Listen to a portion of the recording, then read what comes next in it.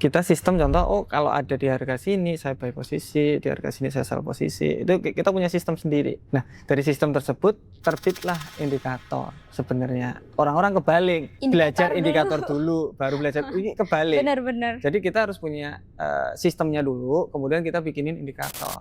Jadi biarin dia jadi analismu untuk memberikan second opinion, entah itu fundamental, entah itu technical, biar ngasih teman-teman itu info. Eksekusinya tetap di trader, jangan full margin tapi. Jangan full margin, ingat jangan Balik full lagi. margin.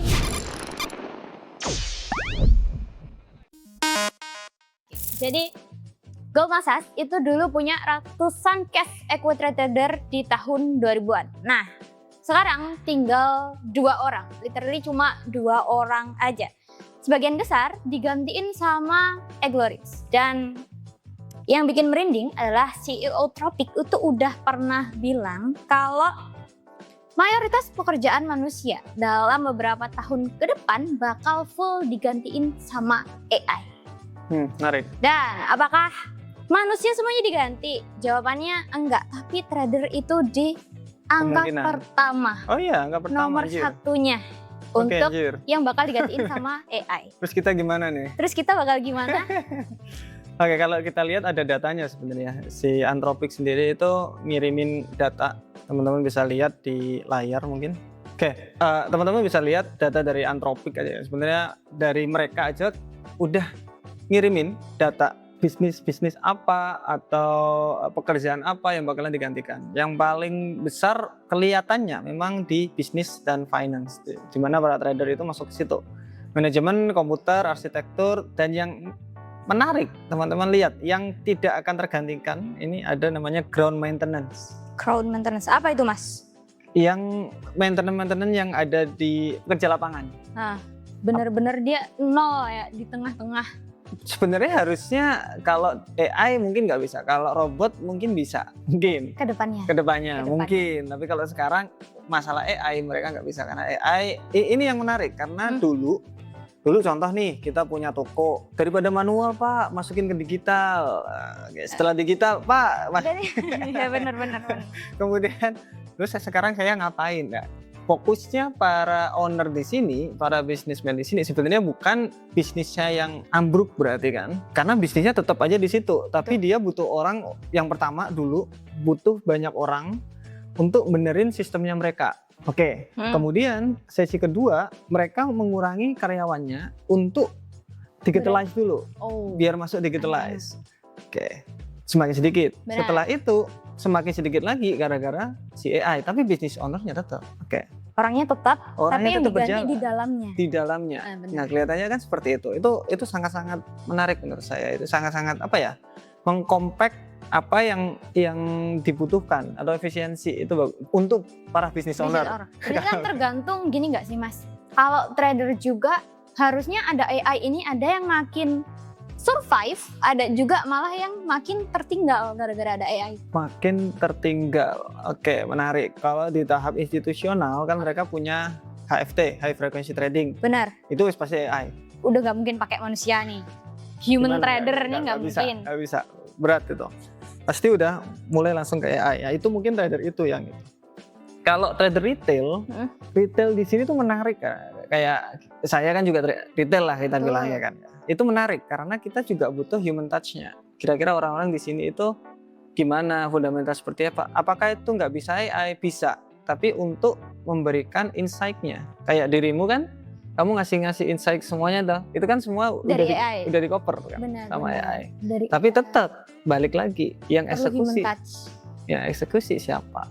Balik lagi ke apa ya yang tadi, bisnis tadi. Bisnisnya tetap, contoh aku punya bisnis apa? Supermarket. Orangnya tetap, jualannya tetap, tapi sistem di belakang ya semakin efisien. Sangat-sangat menarik gitu. Nah, begitulah untuk di AI ini. Tapi mas, harusnya ada AI ini orang-orang jadi perlu ngikutin zaman atau menurut Mas Tama ya kita bakal terganti AI, jadi tunggu waktu aja. Gimana nih? Tunggu waktu aja untuk digantiin sama AI. kalau digantiin ada beberapa ya kayak tadi saya bilang ya, ada beberapa pekerjaan yang bakalan digantikan. Pasti. Contoh developer aja ya, developer itu sekarang udah dari A sampai Z udah menggunakan AI cepat. Betul. Tapi tetap butuh orang untuk apa ya, kayak channeling satu-satu. Oh back end-nya ini masuk ke sini, oh ini front end masuk ke sini. Walaupun semuanya jadi lebih cepat, tapi tetap butuh satu orang yang menghandle. Dulu saya tuh kuliah di Rekamedis namanya. Rekamedis itu manual semua nulis. Kemudian ada dimasukin ke sistem. Nah nanti sistem ada AI. Dibacanya sama AI langsung. Nggak perlu orang yang rekam medis kan? Nah itu dia. Nah ini gimana? Tapi kalau di Indonesia biasanya agak lama, apalagi di rumah sakit kayak gitu biasanya adopsinya agak lama mereka. Karena itu data penting. Nggak berani mereka. Terkait orang, apalagi mereka harus training sendiri pakai PC. Kelihatannya agak berat kalau rumah sakit harus seperti itu. Kayaknya AI juga cuma bisa baca data yang memang itu sudah ada nggak sih Mas? Kayak kasusnya Bill Ackman, dia di awal 2020 itu ada pandemi COVID kan Mas. Bill Ackman itu baca arah market kalau ekonomi global bakalan buruk menurut dia. Habis itu dia ambil posisi yang di situ, kalau dia ambil posisi waktu marketnya turun dia bakalan profit. Jadi kayak kita sekarang bilangnya nge-sell gitu loh Mas. Padahal di waktu itu orang-orang banyak ambil posisi nge-buy. Nah, jadi kan kelihatan Mas, kalau waktu itu kita pakai AI, kayaknya AI juga nggak bisa memprediksi bahwa di dalam 2020 itu bakal ada COVID. Dan orang-orang bakal nggak punya pekerjaan, kehilangan pekerjaan, nggak punya penghasilan. Dia bisa jadi tetap ambil entrian nge-buy karena memang trennya situasi itu benar, itu nggak lagi ada pandemi sebelumnya. Jadi dia nggak bisa baca situasi yang sebelumnya belum pernah terjadi. Menarik. Semua data yang kita dapat biasanya data dari belakang untuk memprediksi data ke depan. Benar. Tapi data yang belum pernah terjadi, COVID kan belum pernah terjadi. Belum pernah terjadi sebelumnya. Itu nggak tahu dia. Jadi kan kayak kalau kita ngelatih AI, tetap aja kan berarti kan sama hal-hal yang udah ada sebelumnya, kayak yang udah kita sediain buat dia sebelumnya. Benar, jadi buat dia belajar. Menurut Mas Tama nih, kalau manusia dibandingin sama AI untuk memprediksi hal-hal yang memang harus perlu human touch kayak gitu gimana ya? Konteksnya apa dulu? Trading, bisnis kah atau apa? Maybe kita kan karena kita trader nih Mas, jadi maksudnya ke trading. Karena kalau waktu COVID itu kan orang-orang tetap ambilnya nge-buy, apalagi kan AI sistem bacanya pasti marketnya lagi naik kayak gitu. Padahal ya waktu itu tapi pandemi parah. Contoh nih, harga itu koreksi, terus kan kena SL tuh, benar. Dia ngikuti. Oh setelahnya, kan dia dapat datanya, kok signifikan banget penurunannya, ini tren jadi turun nih, itu kan juga bisa. Jadi emang terkena SL, balik lagi ke sistem tradingnya. Kan kita kalau trading itu pasti punya sistem tuh, untung kalau rugi segini, kalau untung segini, itu kan pas ruginya dia. Nah, setelah itu AI yang ngikuti trennya berarti kan. Pas untungnya. Tapi apakah kita bisa dapat harga di situ menggunakan AI? Nggak bisa itu. Itu kayak human touch satu sama, contoh nih aku ke China, ke Wuhan. dia langsung ngobrol, oh ini bakalan nyebar nih, aku langsung sell. Nggak mungkin juga. Gimana caranya itu? Kan agak susah. Jadi tetap meskipun manusia itu jadi decision maker, dia tetap AI itu bisa ngikutin menurut Tama. Kalau ada datanya, kan itu udah terjadi datanya, baru dia ngikutin. Karena udah kena SL-nya. Iya, begitu maksud saya. Tapi yang menarik itu ini, bagaimanakah sebenarnya trader itu bisa digantikan sama AI? Apakah bisa digantikan? Jawabannya adalah bisa dan enggak. Jadi ada tipe-tipe trader itu yang menarik menurut saya itu, contoh saya trading. Dirimu, Gunawan, Arbi ngirim analisanya ke aku. Yang eksekusi tetap aku. Jadi yang buy, yang sell tetap aku. Gunawan, dirimu, Arbi itu bisa kita otomasi. Pakai AI. Kita bisa otomasi memberikan outputnya kepada saya, terus saya yang eksekusi. Itu sebenarnya masuk ke kuantitatif nanti, kuantitatif trading. Jadi kalau di private fund itu sih ya sama. Mereka punya beberapa puluh analis gitu, mereka menganalisa kemudian dikasihkan ke ownernya, itu private soalnya. Kemudian ownernya yang insting saya kurang kayak gini nih, insting saya gitu. Biasanya gitu orangnya. Pakai insting. Iya. Feeling. Kan ada presentasinya biasanya di akhir gitu. Kenapa kok kayak gini? Kenapa kok kayak gini? Kenapa kok nggak kayak gini? Ini proyeknya apa? Gini. Nggak biasanya gitu. Oh, jadi tetap ya semuanya bisa digantiin sama AI dalam bentuk apapun. Tapi sebelum ada AI sebenarnya kan memang udah ada trading system. Komputer yang itu loh Mas, Aglorins di tahun 1987. Kayak waktu itu Black Monday. Ingat nggak Mas sama? Yang pasar crashnya 22% dalam satu waktu. Habis itu yang bikin situasinya makin parah itu bukan gara-gara orang ngejual, orang enggak, tapi gara-gara ada Aglorips atau komputer yang dijual otomatis itu dia nge-sell secara besar-besaran. Habis itu Aglorips lain, komputer lain itu nangkep itu jadi sinyal bearish dan akhirnya domino efek, jadi banyak yang jual di harga yang sama di waktu yang sama. Berarti kan itu kelihatan kalau AI, komputer trading, komputer otomatis ini juga bisa salah, Mas. Oh iya tuh, pasti bisa. Berarti apakah kita salah ya kalau memasrahkan diri kita sama analisa AI?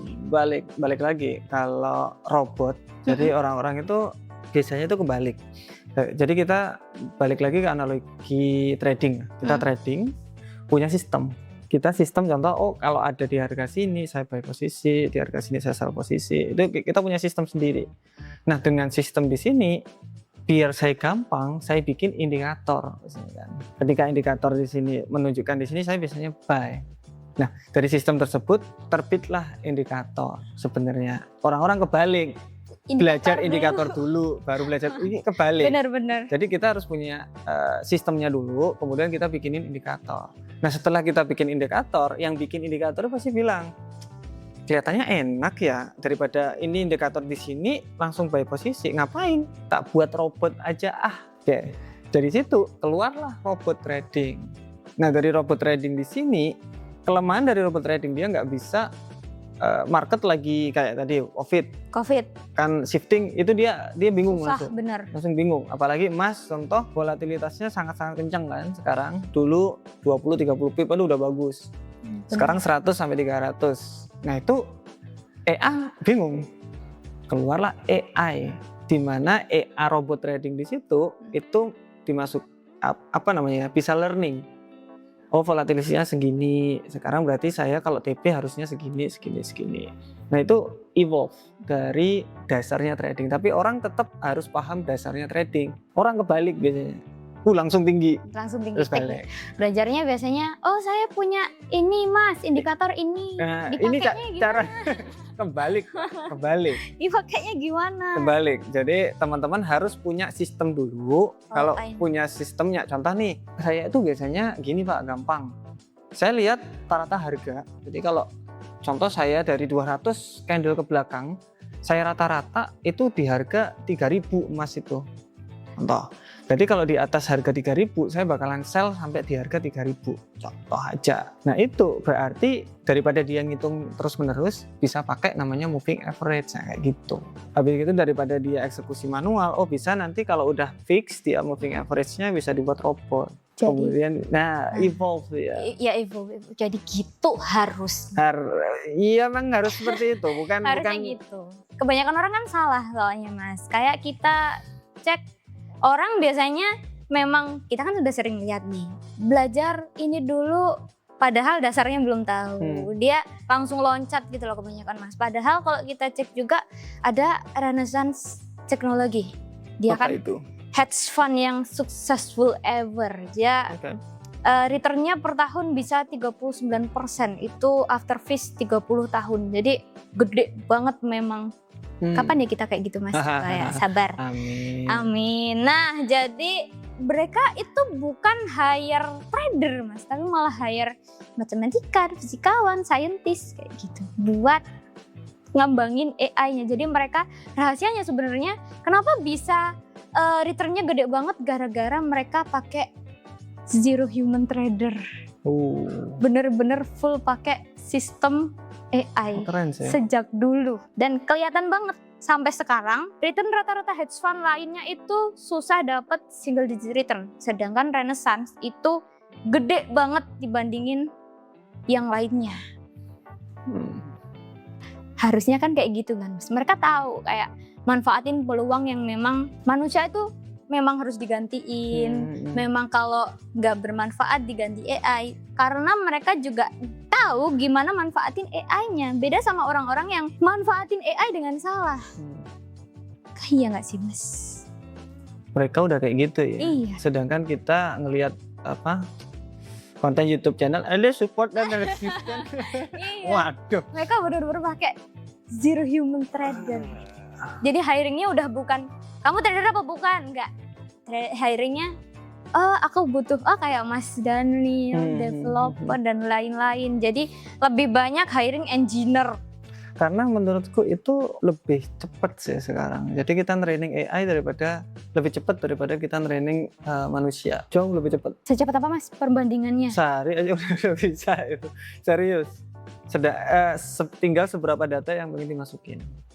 Itu gila banget memang. Sehari aja udah dia master di situ. Pernah nggak sih Mas nyoba nih si AI ini di training, habis itu disalahin, dia bisa benerin nggak sih Mas? Disalahin, dibenerin, maksudnya disalahin gimana? Kamu salah nih gitu. Iya, kayak gitu, kayak kita training dia dengan hal yang salah, tapi kita sebenarnya nggak mau itu gitu. Oh. Dia bisa mikir nggak kalau ternyata aku tuh salah. Tergantung promnya. Jadi kalau di aku biasanya ada agentic. Jadi udah nggak satu orang yang di training, ada banyak agent yang di training. Terakhir ada QC agent. Jadi apa yang kita training itu ada QC-nya, ada yang quality control-nya ini benar apa enggak. Secanggih itu ya men. Itu agak lumayan untuk sekarang. Eranya udah beda, memang eranya udah beda. Tapi yang saya lihat, terus orang-orang kan bilang ini trading ini kedepannya gimana nih, retail ini seperti apa, gunain AI gunain. Saya itu loss terus, pusing nggak ya? Resikonya kecilin dulu, kayak survive selama 6 bulan dulu, kemudian pakai AI, pakai apa, monggo. Semua udah lengkap di sana. Bisa. Karena gini, contoh nih, kalian ngelihat sekarang lagi perang, lagi apa, lagi panas banget dunia ini di US. Cari aja di US, kenapa dampaknya pada XAU/USD seperti apa. Biar dia nyari sendiri, dirangkum ke Anda. Itu untuk fundamentalnya selesai. Tinggal teknikalnya. Teknikalnya teman-teman itu punya, mungkin pakai break and retest atau pakai price action yang kayak biasanya kita lakuin. Itu analisa sendiri atau gunain AI sepenuhnya juga bisa. Sekarang udah masuk ke TradingView juga kan. MCP-nya TradingView masuk ke cloud, itu juga bisa. Kalau kita retail abis itu pasrah aja sama perkembangan AI dan kita nggak ikut perkembangan, apakah kita bakal menjadi dinosaurus yang terlupakan, Mas? Balik lagi sih, ini trading di sini, ini ngomongin trading pada AI ini. Ngomongin trading yang sekarang udah mulai dijamah sama AI. Apakah seperti, enggak juga sih. Kan kita retail nih Mas, apakah kita harus pakai si AI ini? Karena kan nggak semua orang bisa, kayak tadi kata Mas sama nge-prom, abis itu learningin si AI-nya, atau nggak punya akses.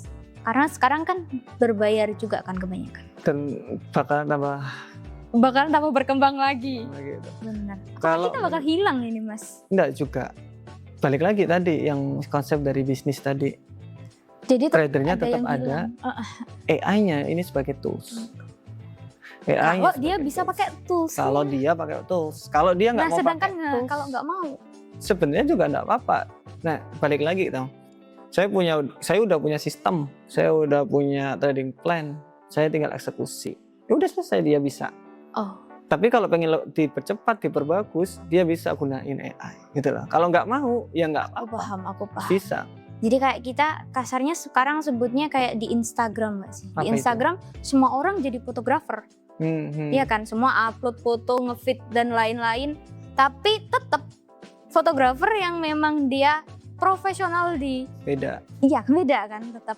Ini balik lagi ke kalau teman-teman ingat musik industri.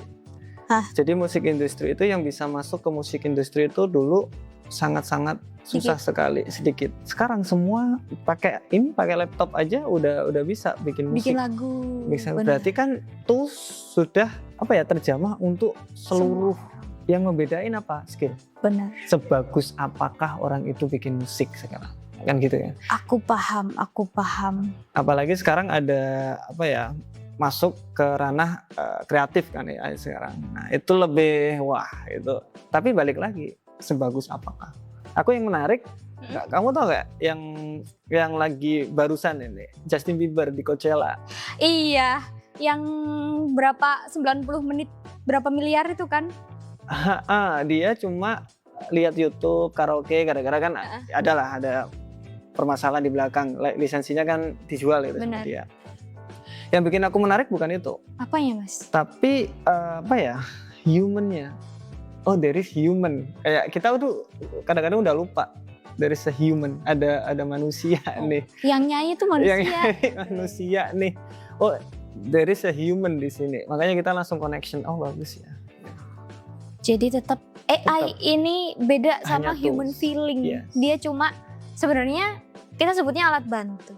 Tapi karena sebagian orang menganggap dia ini sebagai nanti bisa gantiin manusia. Jadi kita kayak kebawa nggak sih, Mas? Iya. Yang dibenefitin dari situ, dari statement tadi, itu yang bikin Mas. Jadi narasi ke situ biar dia semakin besar. Tapi ya apakah bakal menggantikan? Ya bisa juga mengurangi supaya manusia bisa bekerja yang lain. Efisiensi lah ya. Kalau dari bisnis loh. Iya. Kalau dari bisnis. Paham, Mas. Nah, aku juga ada beberapa ini. Nah, karena kita dari tadi udah bahas nih, Mas. AI ini gini, AI bisa gantiin manusia gini. Terus kalau kita trader itu, gimana sih cara kita biar bisa gunain AI di era yang sekarang? Menarik.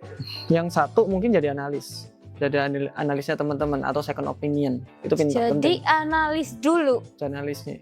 Jadi biarin dia jadi analismu untuk memberikan second opinion. Entah itu fundamental, entah itu technical. Biar dia scraping data dari internet untuk COFT, CFTC atau CFTC ya. COT report. Ya. Apakah itu COT report? Itu buat tahu big market lagi ngesel atau nge-buy, berapa mereka holding berapa, itu semua bisa di situ. Biar dia scraping, biar ngasih teman-teman itu info. Itu yang penting. Oke. Eksekusinya tetap di trader, jangan full margin tapi. Jangan full margin. Ingat, jangan balik full lagi. margin. Yang kedua journaling, pasti kan. Di journaling di sini kita bisa tahu performa kita gimana. Ya kita journaling. Dulu kan nulis Excel manual. Kita nggak perlu kita kirimin password investor, atau kalau nggak gitu historinya kirim, dia langsung bisa menganalisa lotmu paling besar ini di sini. Iya. Loss paling strict itu di sini. Harusnya nanti kalau di Januari contoh turunin aja lotnya kayak gitu-gitu. Jadi personal asisten untuk teman-teman itu improve diri di trading. Kalau aku paling dua itu yang paling bisa digunain sekarang untuk para orang-orang ini, para viewer sementara itu wes cukup jauh lebih bagus daripada yang lain. Kalau pengen lebih ekstra ya mungkin. Nah, aku juga mau bilang itu. Kalau mau bikin agak ekstra ya, aku kasih stepnya. Punya trading plan dulu, jadiin robot di sini masukin ke jadiin AI. Jadi dia biar learning pakai SGBoss, adalah cari lah pokoknya di situ. Jadi dia bakalan learning. Oke. Saya itu robot, saya entry gagal. Dia bakalan learning kenapa kok gagal dan diperbaiki lagi sama dia. Jadi dia memperbaiki diri, kita feedingnya dari data asli. Jadi dari dia trading, kemudian dia belajar, diperbaiki. Itu next stepnya. Kalau sekarang dua itu aja udah sangat-sangat cukup banget. Jadi cukup teman-teman, dua aja cukup. Tapi kalau mau next silahkan cari sendiri. Soalnya buat edukasi teknis. Banyak kan ya Mas. Agak teknis. Silahkan. Oke? Silahkan. Thank you. Seperti itu. See you, bye-bye.